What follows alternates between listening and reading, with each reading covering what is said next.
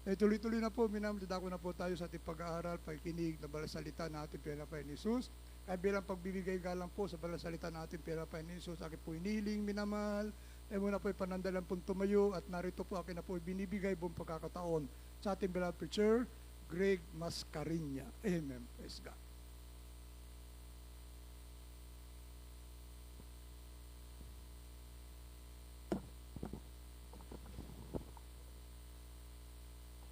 Praise the Lord. Everybody say, praise the Lord. Puri po ating dakilang Diyos. God bless you po sa ating beloved preacher, Brother Orlando. Tayo po manamahal ay manalangin sa ating dakilang Diyos. Mapagpahal namin Diyos, ang pinakamahal na po Jesus, kami po ay lumalapit sa iyo na may pagpakubang puso, malapay noon. Kahabagan kami sa mas na ito. Ano po mga pagkukulang namin, pagpatawad mo po, malapay noon. Samahan mo kami sa pag-aabasalita sa ganak kung wala akong magagawa. Umaasa lang po ng karunungan na gumula sa iyo. Ilagay mo sa akin malabi yung masalita. Taglay po ang pag-iwot kapangyarihan, pagpalain mong bawat sang narito at sama-sama ng pinapalayas. Lahat ng gawa ng kaaway, demons of doubts and hindrances. Cast out in Jesus' name. Cast out in Jesus' name. Hallelujah! Praise the Lord. Praise the Lord. Puri ating dakilang Diyos. Manamahal, tayo po'y makaupo at tayo po'y mag-aral ng salita ng ating malapay noon. Bago lahat, minamahal, ako muna ay nagpapabot ng pinakamataas sa pagpupuit, pagsamba pagulhati, na ukol lamang sa ating pinakamahal na Jesus, praise the Lord. At dobling paggalang po ng mahal sa ating beloved parents in the Lord.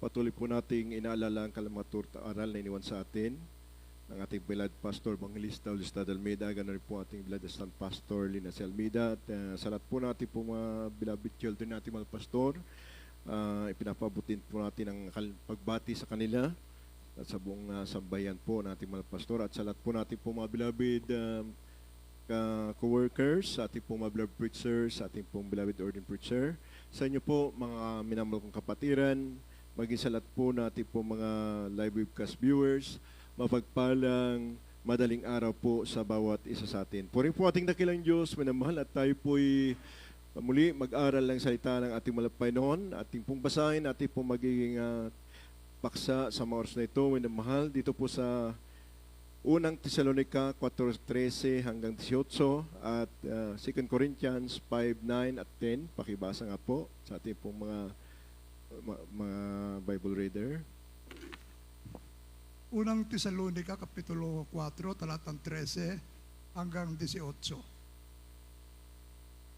Sabi po dito, minamahal, ngunit hindi namin ibig na kayo'y di makaalam mga kapatid, tungkol sa nangatutulog, upang kayo huwag mga lumbay na gaya ng mga iba na walang pag-asa. Sapagkat kung tayo magsisampalatayang si Jesus ay namatay at nabuhay na maguli, ay gayon din naman ang mga tutulog kay Jesus ay dadalhin ng Diyos sa kasama niya.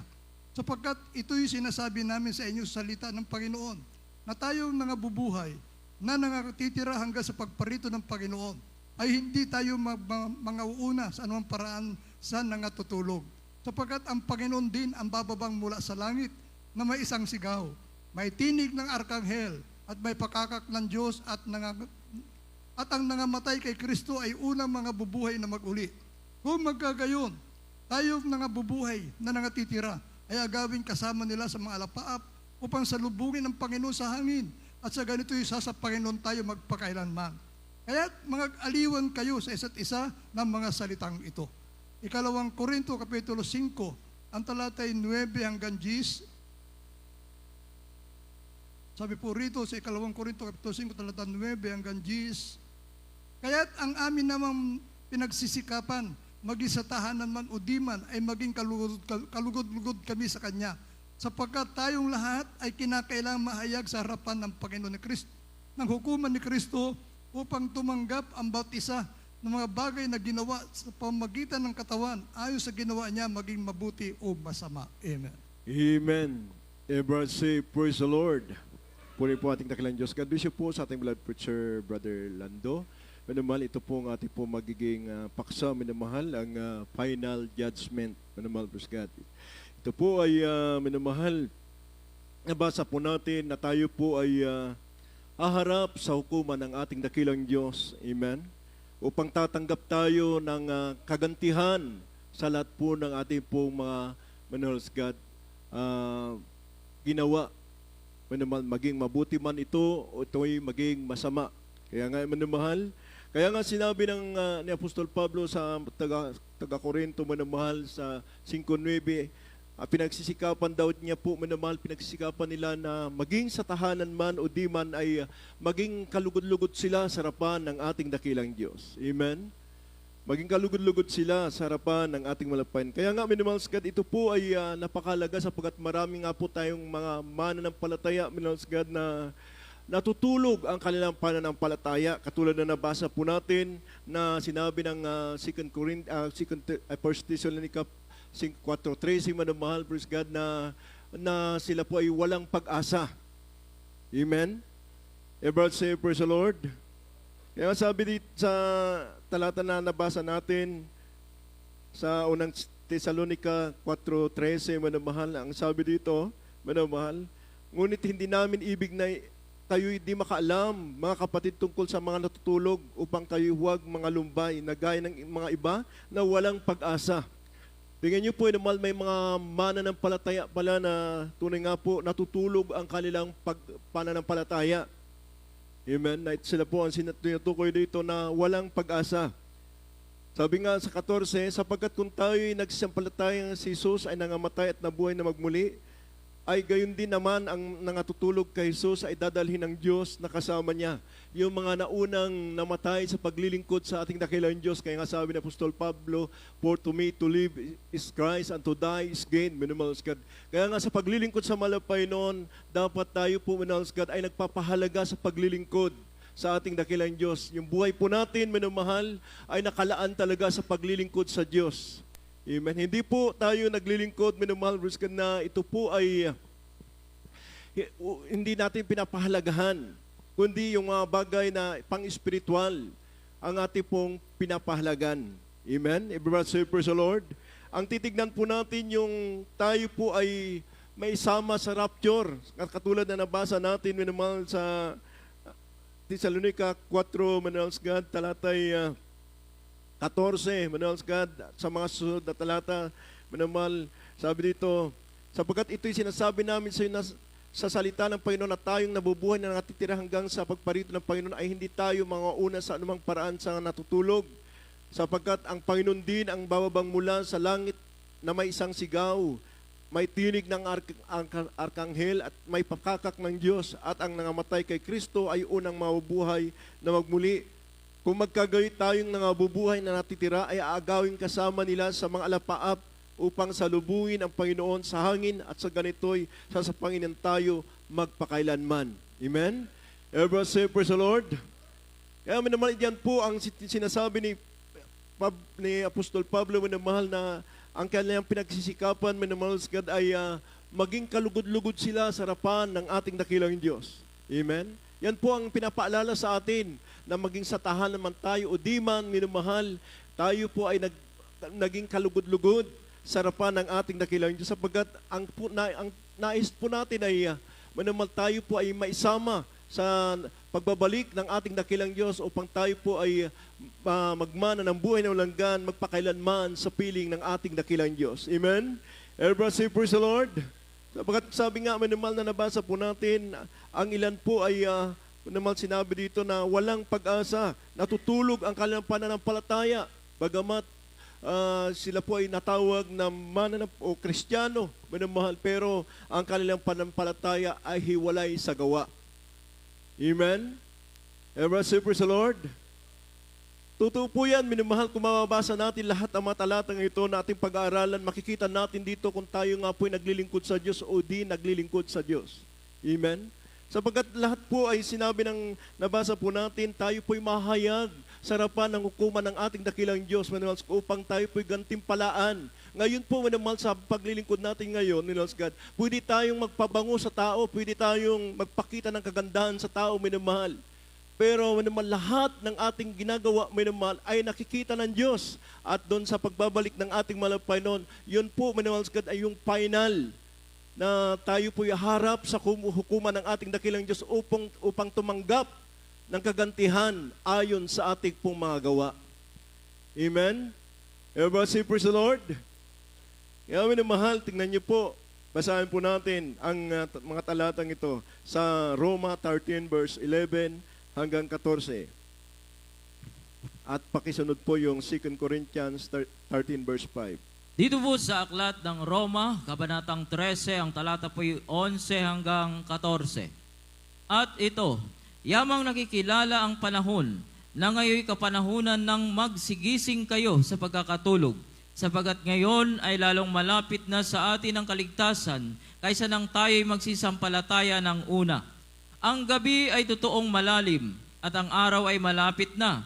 Iwaksi nga natin ang mga gawa ng kadiliman at ating isakbat ang mga sandata ng kaliwanagan.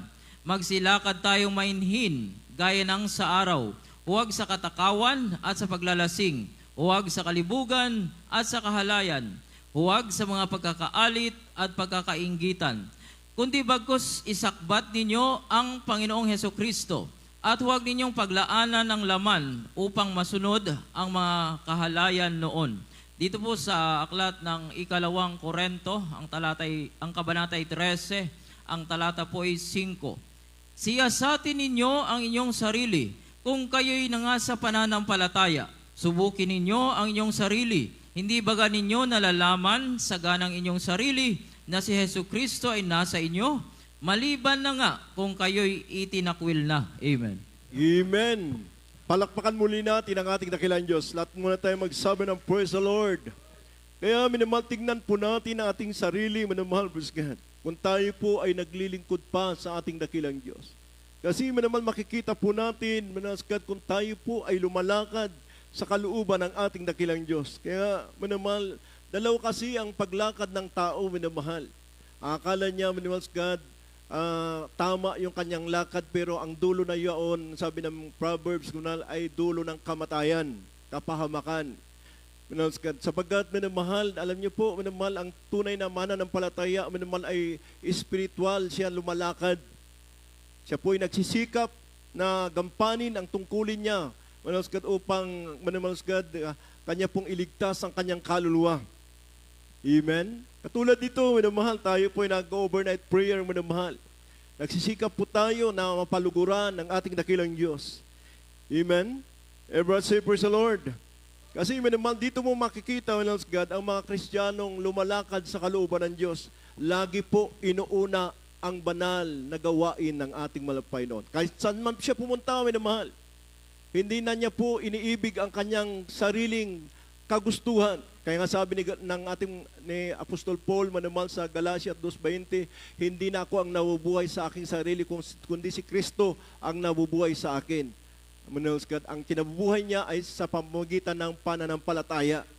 Amen. Kaya nga kung manamahal, hindi ka lumalakad sa kalooban ng Diyos, manamahal God, mauna mo yung mga bagay na pansamantala dito sa lupa.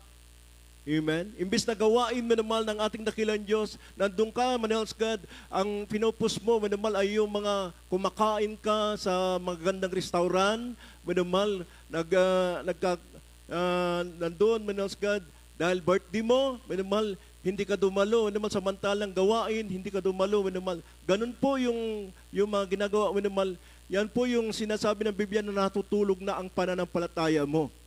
Kaya nga siyasatin mo ang sarili kung nasa pananampalataya ka pa. Amen? Everyone say, praise the Lord. Manamahal, ang Diyos ay hindi po nagtatangi ng tao, mayaman ka man o mahirap, manamahal God. Ang tinitignan ng Diyos, manamahal, kung paano ka lumakad sa kalooban ng Diyos. Amen? Everyone say, praise the Lord. Manamahal, proud na proud ka, namamasyal ka sa mga gandang lugar, manamahal. Sinabi ng Biblia sa Galatia 2:20, naman, tayo po ay nabubuhay sa pananampalataya. Basahin nga po natin yan. Galatia 2:20. Dito po sa Galatia, Kapitulo 2, ang talata po ay 20. Ako'y napako sa krus na kasama ni Kristo, at hindi na ako ang nabubuhay, kundi si Kristo ang nabubuhay sa akin. At ang buhay na kinabubuhay ko ngayon ay laman. Salamat. Buhay ko yung sa laman ay kinabubuhay ko sa pananampalataya. Ang pananampalataya nito ay sa anak ng Diyos na sa akin ay umibig at ibinigay ang kanyang sarili dahil sa akin. Amen. Amen. Everyone say, praise the Lord. Kaya wala tayong may katuwiran sa ating sarili, minamahal. Dahil nga tayo po ay mayaman, pwede naman tayo magliban. Amen? Hindi na po yun. Hindi na tayo lumalakad sa kalooban ng Diyos. Amen? Everyone say praise the Lord. Ang tunay na mananampalataya, maging manals God, pwede mong saklawan mo yung sarili mo, kahit na ikaw ay birthday mo, mahal, mas lalong uunahin mo pa rin ang kalooban ng Diyos. Amen? O kaya, mahal, anniversary rin nyo ng yung asawa, mahal, hindi mo susundin yung sarili mo na magmamamasyal ka dahil anniversary nyo. Hindi po ganun ang mananampalataya. Manals God. Kahit na napaka-importanting lakad mo yan, minamahal, hindi mo sasaklawan ang kalooban ng Diyos sapagkat sabi nga ng Apostol Pablo, ako'y napako nakasama ni Kristo, hindi na ako nabubuhay sa aking sarili, kundi si Kristo na ang nabubuhay sa akin. Amen? Everyone say praise the Lord. Si Kristo na po, manals God, ang mga kailangan driver sa ating buhay. Hindi po tayo pwedeng maging driver sa ating buhay. Amen? Kung driver ka sa iyong buhay, minamahal, talagang sabi nga, natutulog ang iyong pananampalataya. Amen? Yan po ang sinasabi ng Biblia na natutulog ang iba ang kanilang pananampalataya at wala silang pag-asa. Amen? Upang magmana ng buhay na walang gan. Everybody say, praise the Lord. Kaya minamahal, tingnan niyo po, minamahal, sinabi ng nabasa po natin, nakikita natin yung panahon na pakalapit na gumising daw po tayo sa pagkatulog. Amen? Sapagkat mas malapit na yung panahon kaysa ng una, minamahal. Amen? Dapat tayo po na ay gumising. Kung mali man yung lakad natin nung una, minamahal, gisingin na po natin. Everybody say, praise the Lord.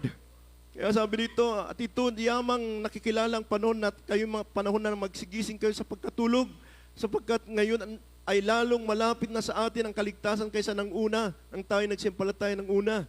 Ang gabi ay totoong malalim at ang araw ay malapit na iwaksing natin ang gawa ng kadiliman. Ano po yung gawa ng kadiliman? Yung sinabi nga, manals God, yung nabubuhay tayo sa kalayawan.